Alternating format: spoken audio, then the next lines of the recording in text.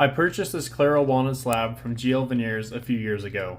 I was already placing an order for a coffee table slab for a client, so I added this piece to the shipment to save on future freight costs and to have it on hand for a personal project. A few things that are not shown initially is the flattening of the wood slab and the initial debarking. I took the slab to another shop in town so they could flatten it with their CNC. Following this, I then debarked the wood slab. Carving gouges are great tools for debarking these slabs. Unlike chisels, which can dig in or leave unwanted marks with their corners, gouges allow for a smoother, more controlled cleanup that preserves the organic shape of the slab. Following the carving gouges, I use a wire wheel on a die grinder. It really loosens any extra organic material that I missed with the gouges. It's very important to be patient in this step and remove material slowly because this tool can easily cause a lot of damage.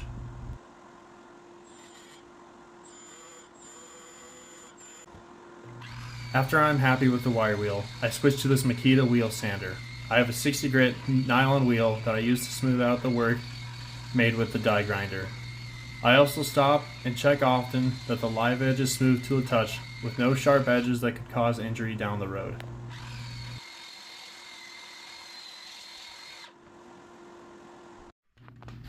After the live edge slab was to my liking, I started to remove bark from the inclusions in the slab. When clearing out these bark inclusions, I will use an old punch and a set of dental tools to carefully clean out these tight crevices. The small precise tips on the dental tools let me remove debris without damaging the surrounding wood.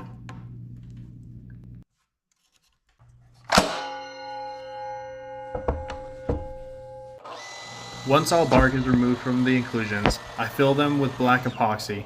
I also keep the slab slightly longer than the final size. By filling these inclusions first and using the track saw to cut off excess epoxy and get my final dimension, I save a ton of time not having to sand that extra epoxy. My track saw could not cut the full depth, so I finished the cut with a hand saw and then sand the edge smooth. Here I use a routing jig to remove excess epoxy that is proud of the wood surface. I will then sand it smooth and then start removing the burn marks left by the CNC. Here I got a little spot where the epoxy bled through and onto the live edge, but it cleans up easy with a little gouge.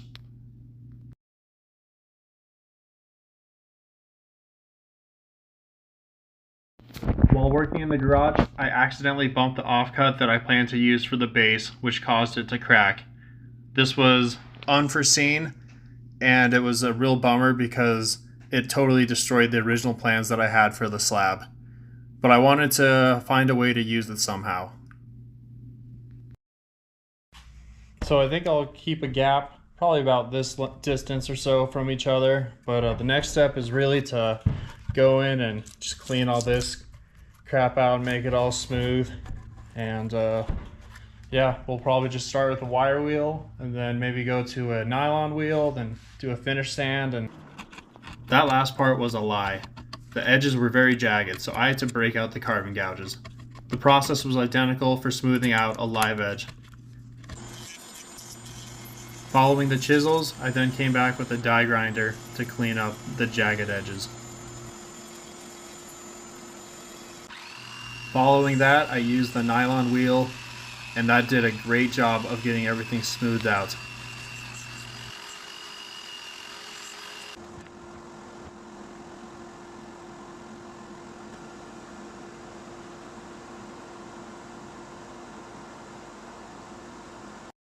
Finally, I went in with some sandpaper and just made sure that everything was cleaned up to the best of my abilities. Here's the legs for the Claro walnut table that I'm working on. What I've got here is I got my first straight cut that I initially took with the track saw when I was cutting the slab up for the table and getting it all dimensioned. So what I did was take just a straight piece of some scrap cherry I got lying around, and I just put some glue on it so it's all should hopefully all stay together. And then I got a gap in here that I like, that we're gonna try to have in between the two legs when it gets attached to the coffee table. And then now I got my track saw all set up, and it's clamped So yeah, we'll throw on my cross-cutting blade real quick, and then we'll make this cut. Once the legs were cut to their final dimension, it was time to move on to all the bow tie inlays. I wanted the bow ties to be sourced from the same slab so that the colors would be consistent and hopefully wouldn't stick out too much. I cut out all the bow ties using my shaper origin. It made it so great to be able to do so many repeatable cuts and just get really consistent results. There were around 10 bow ties that had to be put in this project altogether. It made most sense to be able to do those repeatable cuts using the shaper plate for the shaper origin.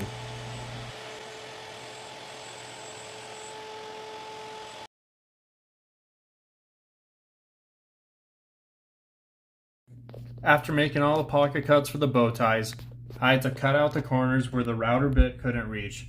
It's a super easy step with these marble chisels. I was given them in high school when I got into woodworking, and I knew then that they were way too nice to use so early on. I told myself that I wouldn't use them until I was more confident that I could properly use and maintain them. I started using them last summer.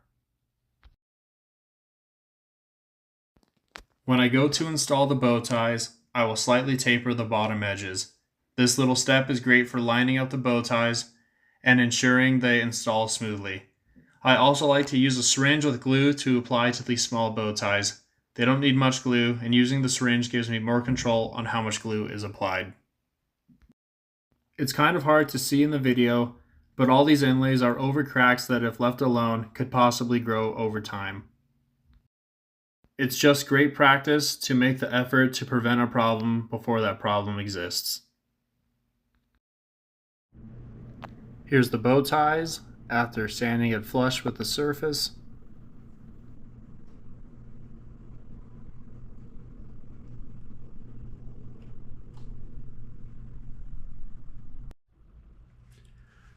So upon some inspection, I came across some bubbles from when I was pouring the epoxy into the slab. I would have had the slab tilted upright and then been filling epoxy from this side.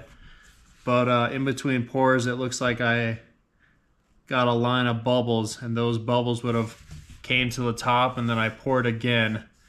So I don't like that look, and I think it's going to be best if we put the effort in to cut this out, maybe with a Dremel or a drill, and clear it out, fill it with some more epoxy, maybe just like a 5-minute quick epoxy, and hopefully that'll hide this problem and we'll be able to blend it in.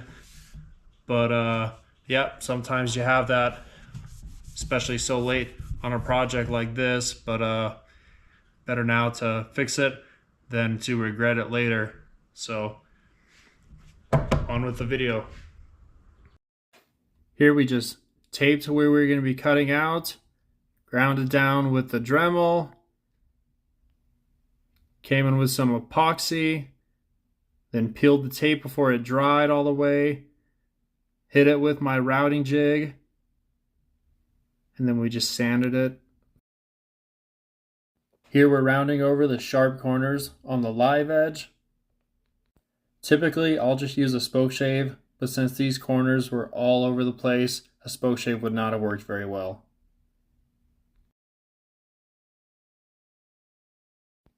After establishing that edge, I'll just go in and hand sand all the Dremel marks off of it, making sure that all the sharp edges are gone. So what I got here is I'm starting to lay out where my legs are going to be going onto this table. And I've just decided we're just going to use some of these dominoes, and I'll probably lose some followers because these little things popped up. Don't care. And we're just going to start attaching them, hopefully getting in 2 to 3 in each one. We'll see about this one. We might only be able to get 2 in. But yeah, right now I've got this set up. So it's a little off-centered, but it will ensure that our bit will be pretty close to the center.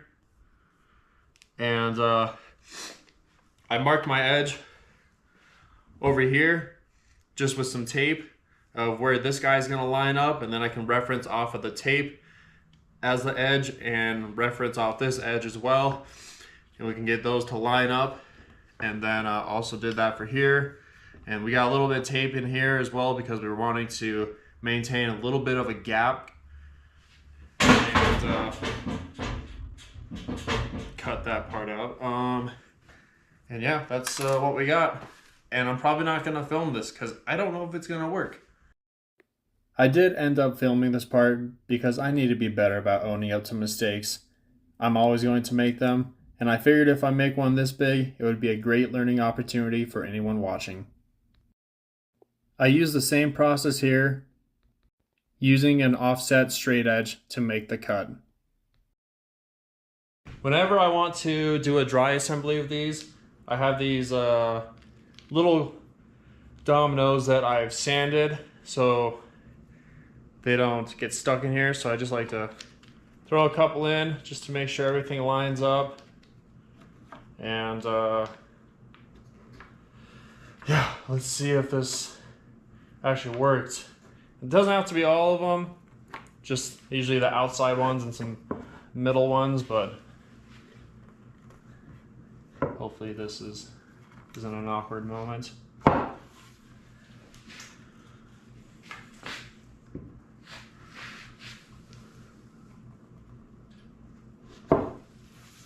Nice. Just how we wanted. So we got it all test fitted together and it's looking just how we want it. So I think the next step that we're gonna start working on is taking these guys back off, and then I'll start doing all the final sanding, this live edge.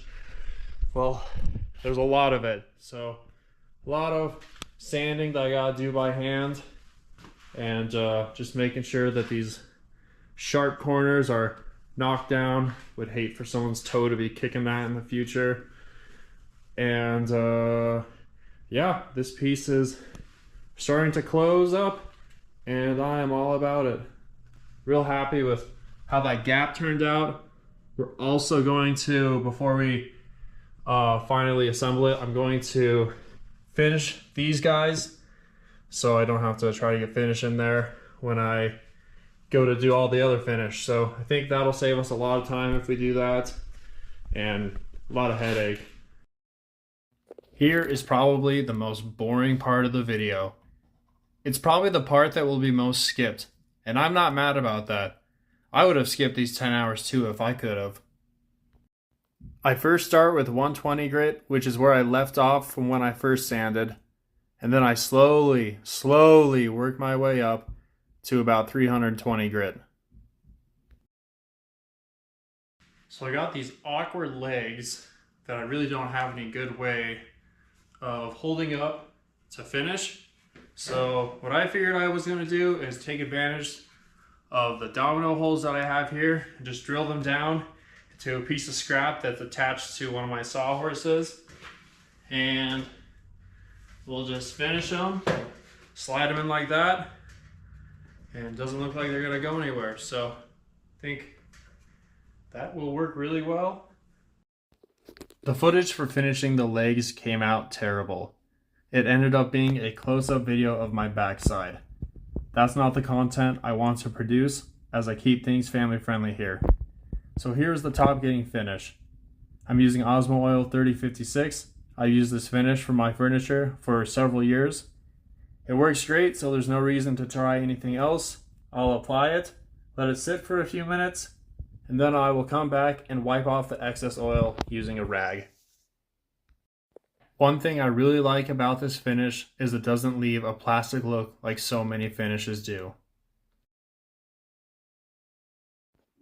After the first coat of finish, I like to sand it with 1500 grit. It's not required, but it just seems like I get a way better finish when I do that.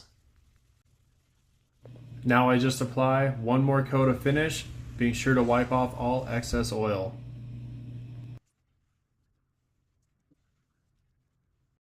And here is the finished piece.